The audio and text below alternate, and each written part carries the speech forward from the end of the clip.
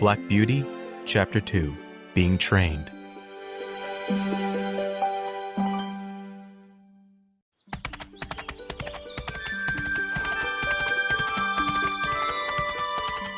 I was almost 4 years old when Farmer Gray brought another man to see me. It was Squire Gordon. "What a fine-looking horse," the squire said, gazing at me. Indeed, I was growing up to be very handsome. I was jet black except for one white hoof and a white star on my forehead. "I'll start training him soon," Farmer Gray said. "I like to let horses grow up before I ride them.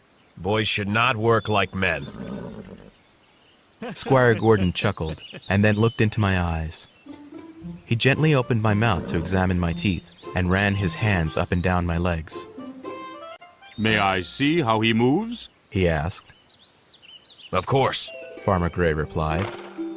I walked, trotted, and cantered while the two men watched.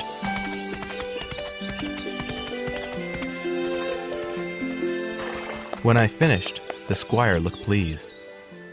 "Please call me when he's trained," he said. "This horse is exactly what I'm looking for." The next day, I began my training. I already knew how to do lots of things. I could wear a halter and walk calmly beside a human.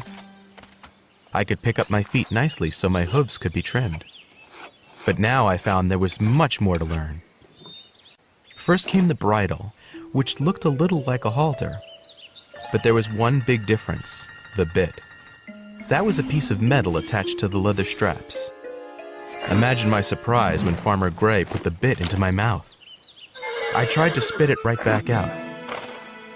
But Farmer Gray used kind words and some grain to convince me not to do so. Still, having the bit in my mouth was a very strange feeling. I did not like it at all. Next, Farmer Gray sat a saddle gently on my back. There was a strap that he fastened under my body to hold the saddle in place.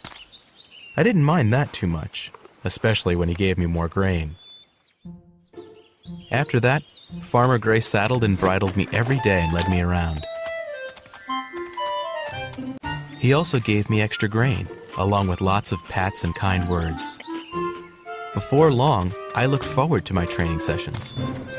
Then one day, Farmer Gray lifted himself into the saddle and sat on my back. It felt strange, but I could hear his voice talking to me from up there, so I wasn't afraid.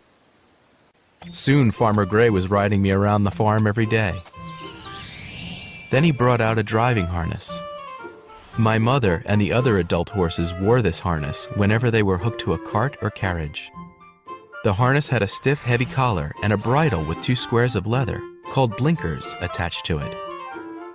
With the blinkers on, I could see straight ahead, but not to the sides. More harness pieces crossed my body, and a stiff strap went under my tail.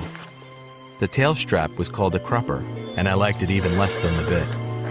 The first time Farmer Gray put the crupper on me, I felt like kicking.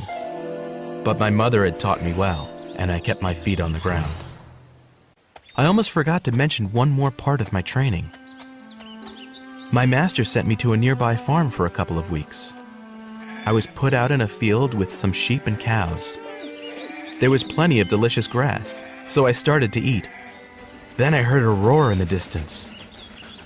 Seconds later, a huge, noisy black monster rushed into view. It terrified me so much that I galloped to the far end of the field. To my surprise, though, the sheep and cows didn't react at all.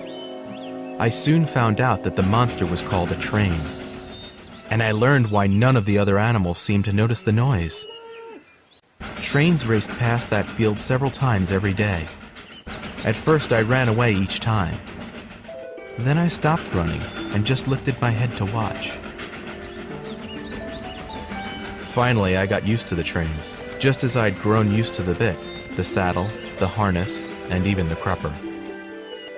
I returned home, and Farmer Gray started hooking me to a cart and driving me around the neighborhood. He usually hitched my mother beside me. She was a good, calm horse who helped to teach me what to do. "You're learning fast, my son," she told me. "I'm glad because the better you behave, the better humans will treat you." "What do you mean?" I asked her. "Farmer Gray always treats all the horses well. Yes, she agreed. but other humans aren't always as kind as our master. I wasn't sure why I should worry about what other humans were like. But later I would find out more about that.